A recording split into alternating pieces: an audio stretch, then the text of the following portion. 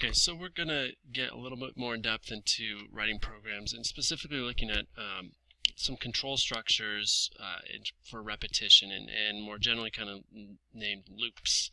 And so if we were to play this, we can see what happens. We have this cat here that's saying something a bunch of times. It doesn't really look like other stuff is going on. If we click on the arrow, we can see that it says it's about to loop, inner loop, inner loop, inner loop, outer loop, inner loop, inner loop, inner loop. That'll tell us some of the structure. If we click on the boy, right, he's going to go for a walk. We have some music. And then the ballerina plays, and it looks like that's, again, going to be a loop structure. So this is something that allows us to have things look a little bit more powerful, a little more clean, and not have us have to write code all the time. So let's take a look inside and see what's happening. So if we stop this and click the green flag again, let's first off just look at the script for the cat. And we can see what we have here. We have a couple of things happening within both the looks. We see the purple, and then we have control structures. So let's look at the purple piece first. So we have the ability to show and hide characters depending on how we want it to look. So when the green flag is clicked, then it's going to show. And that means that you can see it. And then what it's going to do, it's going to repeat 10 times. So this is a loop. It's going to go back and forth, back and forth, back and forth, back and forth, back and forth. And it's going to say hello for 0.2 of a second, and it's going to wait 0.2 of a second. So let's just look at that again. That's what it's doing, and it's going to do it 10 times. If I wanted 100 times, I just change this to 100. So that keeps me from repeating code, and I make the computer do it. And that's that's going to be our loop structure. So that's one type of loop. If we look in control, that's a repeat loop. We have another type which is called a forever loop, which is what it sounds like. Forever, it will continue to go around. So if I press the space bar, this sprite should start to spin forever, and it's never going to stop. Right? It will always, always, always rotate. There's no way that I can stop it. There's no command here. I just have to hit the this piece here, the stop sign, to go ahead and stop it. So let me go ahead and stop it. And then we have something down here, which is another event which we haven't seen before, which is when I receive this thing called animate. Animate is a message, and it should hide.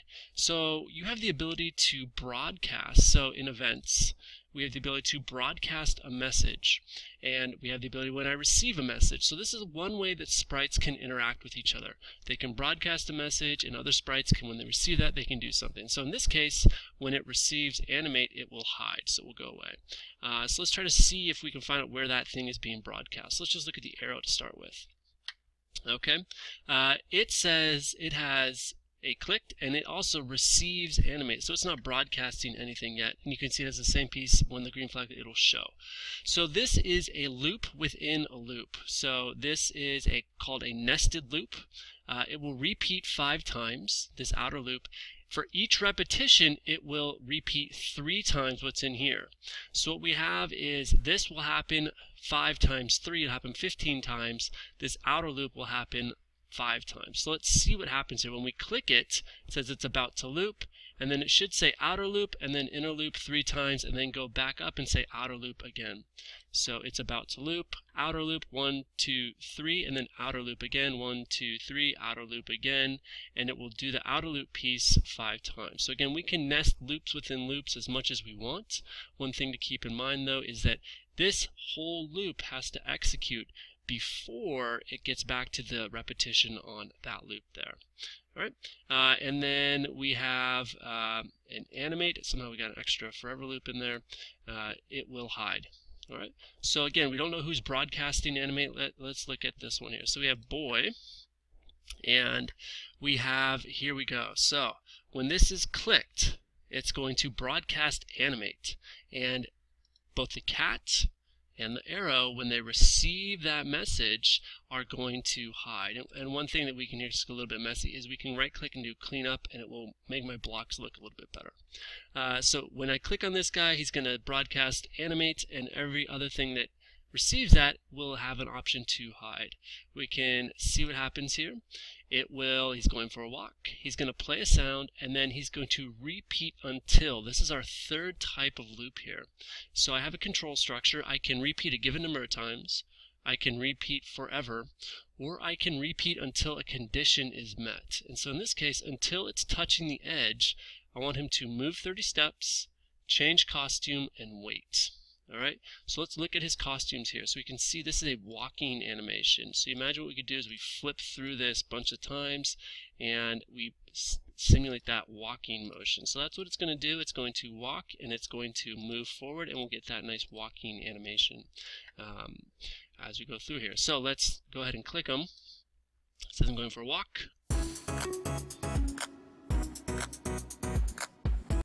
You can see what happened is it got to the edge, right, and it stopped, so it went through, repeated this, and then when it got to the edge, and then it stopped all the sounds, and it broadcast something called ballerina, and then it went away. So ballerina is kind of what it sounds like. We have this ballerina piece, and we can see that when it receives ballerina, so it broadcasts that message, right, that we forever are in this loop, and I have another condition in there. If you press the space bar, so let's go ahead and press the space bar has been pressed. Otherwise, go to the next costume. And so space bar is unclicked, it will go forever. Space bar has been pressed, it stops. I let go of it, it continues going. So this will go forever and ever and ever. I can stop the whole program again by going like this. So one thing that we've seen here, maybe you picked up on it, is I have these commands. I started again. We haven't, what we have going on here is some of the background is changing. And so if we look at that, that's not on any of the sprites. There's nothing that is changing a background. What we have to do is click on the stage option over here. And now you can see what's happening with those broadcasting messages. So when the green flag is clicked, it clicks to backdrop 1. It has the animate message and the ballerina message, and that switches to my other costumes, and those are my backdrops here. So that's how I would get those scenes to actually change. And that's what's happening as we kind of get that look like that scene change. We can do it down the road for a music video or for a story to really make things kind of appropriate for the moment. So again, we click on this, right, and then it goes for a walk, gets the edge, switches back after broadcasting it, switches backdrop, and then tells the ballerina to both show up and start her animation until the space bar is pressed, and then it's done.